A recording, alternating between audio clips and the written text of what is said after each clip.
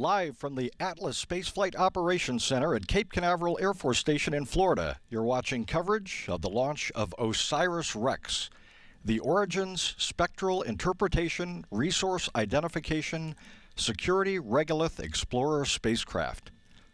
This is Atlas Launch Control, and we're just under T-minus 1 hour, 20 minutes, and counting.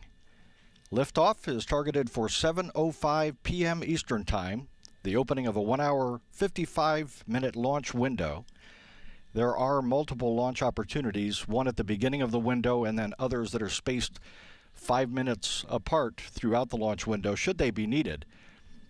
But everything technically is going well. Weather is now 90% go. There's a 90% chance of favorable weather for launch with just a slight chance of violating the cumulus cloud rule. OSIRIS-REx is going to be boosted atop this United Launch Alliance Atlas V rocket in the 411 configuration, and that is a unique configuration in that the Atlas booster and the Centaur upper stage are joined by one strap-on solid rocket booster to provide the additional thrust needed to boost the rocket and place the spacecraft in the proper vicinity in space. The launch team here at the Atlas Spaceflight Operations Center has been on console since about 3 o'clock Eastern Time.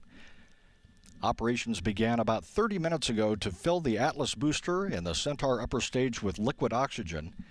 The tanks are expected to reach flight level at about T-minus 5 minutes, which is about a minute before entering our planned 15-minute built-in hold at T-minus 4 minutes. Liquid hydrogen will be loaded into the Centaur tank at about T-minus 16 minutes. The Atlas previously was fueled with RP-1, a rocket-grade kerosene, and all fueling operations have been proceeding normally. Today begins NASA's first mission to take a sample from an asteroid and return it to the Earth.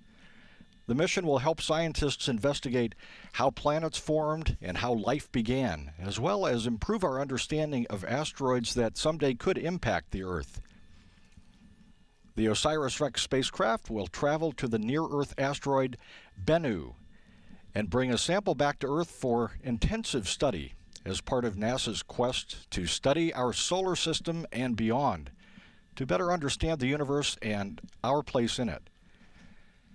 And this launch vehicle you're looking at right now, provided by United Launch Alliance.